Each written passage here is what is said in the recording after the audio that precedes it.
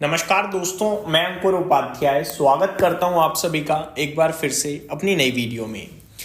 दोस्तों, एक तरफ प्रेसिडेंट ट्रंप सब कुछ कर रहे हैं रशिया से यूक्रेन की सुलह करवाने के लिए, रशिया यूक्रेन वॉर रुकवाने के लिए।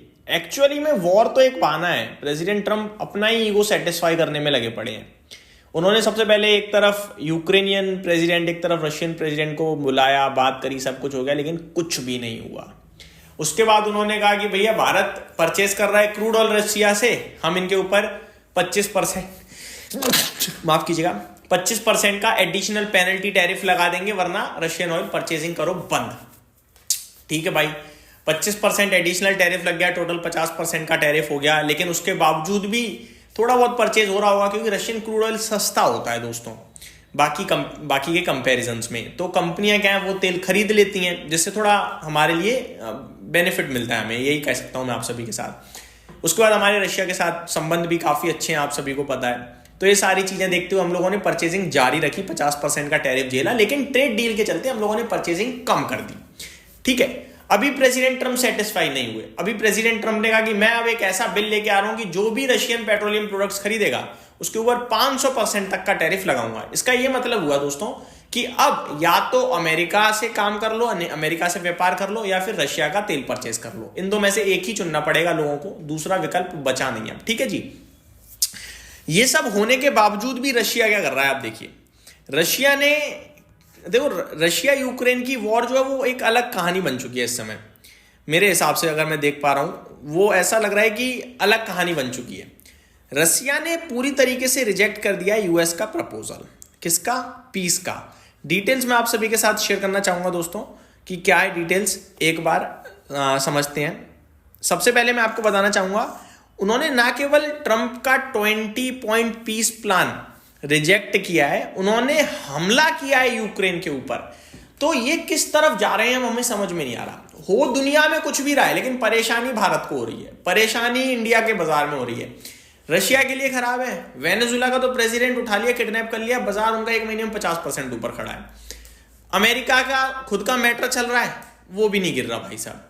रशिया का मैटर चल रहा है, यूक्रेन का मैटर चल रहा है, दुनिया में कहीं कुछ भी नहीं होता, सबसे पहले भारत का बाजार गिर रहा है। सेलिंग भारत में चल रही है एफआईआई की। क्या हो रहा है समझ से परे ये चीज। अब मैं आपको डिटेल्स बताता हूं।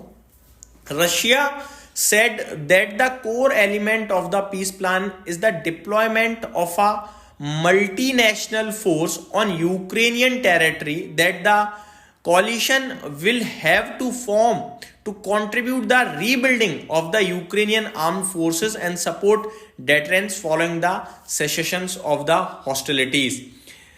The US brokered 20 points peace plan to end the almost 4-year Russia-Ukraine war may have hit a roadblock as the Russian Foreign Ministry on Thursday rejected the deal, saying that the protection plan offered to Ukraine is a true axis of war. Moscow's Ministry of Foreign Affairs said that the security assurance for Ukraine will not lead to lasting peace. ये कह रहे हैं Ukraine के लिए अगर हम security assurance दे भी दें, वो लड़ाई नहीं रोकेगा, वो नहीं उसको शांति देगा। प्रॉब्लम कुछ और ही है। और अगर आप नोटिस करें, रशिया ने एक मैसिव अटैक किया है यूक्रेन के कैपिटल के ऊपर। तो अगर सब कुछ रशिया यूक्रेन की वॉर रोकने के लिए हो रहा है, तो डायरेक्ट रशिया से बात करो ना, डायरेक्ट यूक्रेन से बात करो, वहां सुलह कराओ। ये क्या बात हुई कि आप रशिया का ऑयल परचेज नहीं करोगे तो मेरे साथ व्यापार मत करो। ये तो दो कंट्रीज के व्यापार पे आप हमला कर रहे हो। आप डायरेक्टली रशिया से डील कर लो ना। नहीं कर पा रहे तो रशिया के ग्राहक तोड़ रहे हो कि इससे कोई सामान नहीं लेगा तो अरे भाई, रशिया से आप पेट्रोलियम प्रोडक्ट बंद कर रहे हो। रशिया के पास बहुत जमीन है, वो मोनेटाइज कर सकती है अपनी जमीन किसी भी जगह को।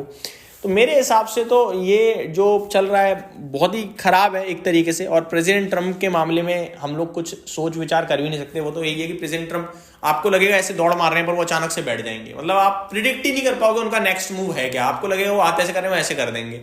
कहने वाली बात यह है कि प्रेसिडेंट ट्रंप अलग ही इंसान है भाई, उनको समझना बहुत मुश्किल है।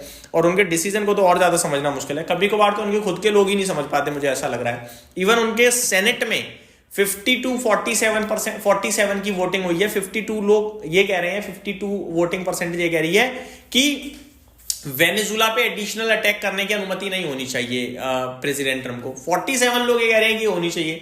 यानी कि मेजोरिटी एक तरीके से ना की है। अपने देश में अगर ऐसा कुछ हो जाए कि प्रधानमंत्री मोदी जी कुछ करना चाह रहे हैं, आई थिंक ऑलमोस्ट सारी हो जाएगी। क्यों?